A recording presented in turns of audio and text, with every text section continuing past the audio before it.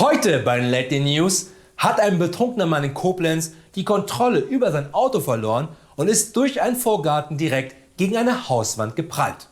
Wobei nur sein Auto gegen die Wand prallte, er selber, da er nicht angeschnallt war, flog zum geöffneten Seitenfenster hinaus in den Garten und rollte komplett unverletzt weiter in den übernächsten Garten.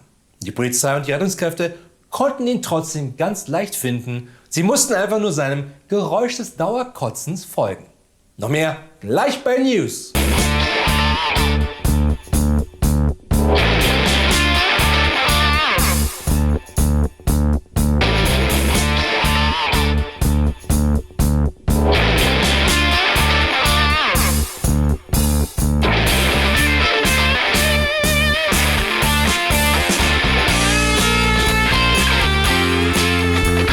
Hier ist Jerusalem mit den aktuellen Late News aus dieser und der nächsten Welt. Natürlich heute Abend wie immer mit mir, Florian Streletz. Selbstverständlich bin ich heute Abend wieder nicht allein im Studio, sondern auch dieses Mal werde ich unterstützt von den einzigartigen Late News Korrespondenten aus allen Ecken der Welt. Ob aus New York, Sydney, Kapstadt oder wieder aus Bielefeld oder zumindest vielleicht. Außerdem gibt es nachher die einzig wahre Filmkritik zum neuen Film von Jordan Peele mit dem einprägsamen Titel Nope, der seit Donnerstag in ausgewählten Kinos läuft. Und wie schon in seinen Filmen Get Out und Us sollte man direkt nach dem Film noch einmal in den Film gehen, um ihn besser verstehen zu können. Nur um nach dem dritten und vierten Mal angucken noch weitere Details zu erkennen, die nun zeigen, was Jordan Peele einem zeigen wollte.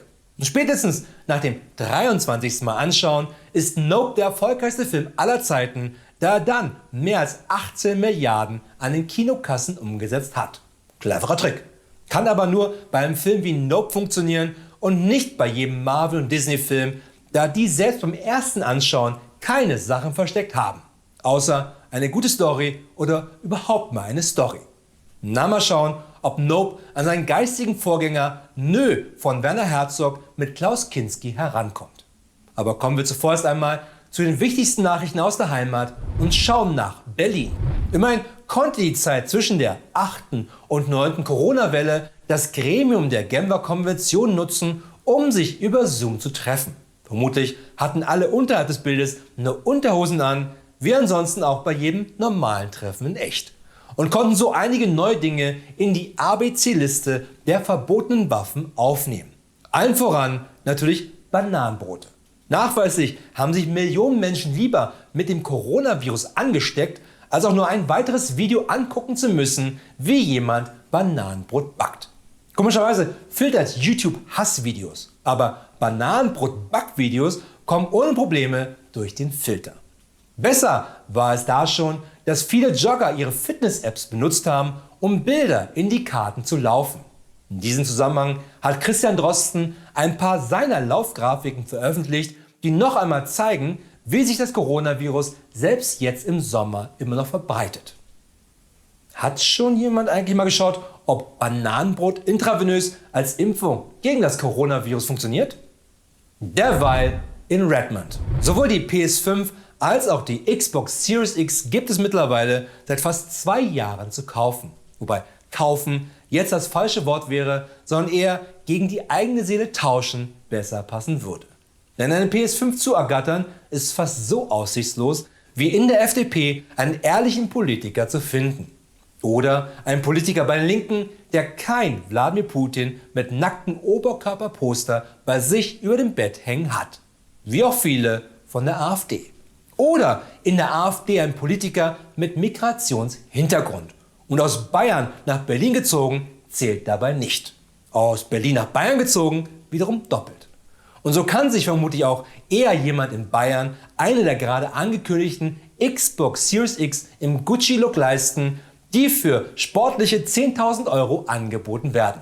10.000 € oder wie jeder CDUler sagen würde, Mindestprovision für einen Maskendeal über 2 Masken. Und noch zum Abschluss die Late News Filmkritik der Woche zum neuen Nope, der seit Donnerstag in ausgewählten Kinos läuft und nicht für 21,99 € bei Disney Plus angeschaut werden kann, Denn Universal Pictures sagte zu jedem Angebot, den Film streamen zu können, nur Nope. Entstanden ist Nope auch nur durch einen kurzen Dialog zwischen Jordan Peele und einem Verantwortlichen von Universal Pictures, der von Jordan nur gefragt wurde, Get Out? Worauf der Verantwortliche von Universal Pictures nur meinte, Us? Und Jordan Peele nur trocken erwiderte, Nope. Und das beschreibt die Story von Nope schon komplett. Trotzdem schafft es der Film wieder, die gleichen Fragen beim Zuschauer aufzuwerfen, wie schon bei Get Out und Us. Nämlich sich zu fragen, ob das hier ein Horrorfilm der Marke Wes Craven ist oder der Marke M. Night Shyamalan. Bis man alle Meta-Anspielungen dann zu Hause verstanden hat und den Film feiert, als sei er ein Wes Anderson-Film. Was nicht geht, da man Wes Anderson-Filme nicht feiert, sondern zelebriert. Deshalb sei gewarnt, Nope, die dunkelgelbe legt die Fake News Kinokarte an dich und Wes Anderson hofft nun auf ein paar Ideen von Jordan Peele für die Fortsetzung von seinem Film Grand Budapest Hotel. Aber schalten wir jetzt noch einmal schnell zum Wetter und unserem Wetterkorrespondenten Froschi Fehlalarm mit der aktuellen Wettervorhersage für die nächsten 3 Tage.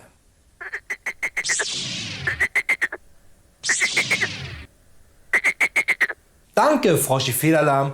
Und immerhin bedeutet diese Wettervorhersage, dass in den nächsten Tagen der Zivilschutz in Deutschland wieder einmal keine Tests durchlaufen kann, da entweder das Wetter der letzten 50 Jahre alle Sirenen zerbröseln ließ oder gerade in Berlin Partygänger die Sirenen als Outdoor-Berghain verwechselt haben und nun dort tanzen. Oder wir einfach mal hoffen, dass es niemals eine Katastrophe gibt, die einen deutschlandweiten Alarm bedarf. Also ein fast normaler Juli für den zivilen Katastrophenschutz in Deutschland. Oder August, oder September, oder die restlichen Monate. Das waren die Late News für heute, aber keine Sorge, wir sehen uns wieder am Freitag mit weiteren aktuellen Nachrichten. Selbstverständlich dann wieder aus Jerusalem. Nicht vergessen, alles andere da draußen sind nur Fake News.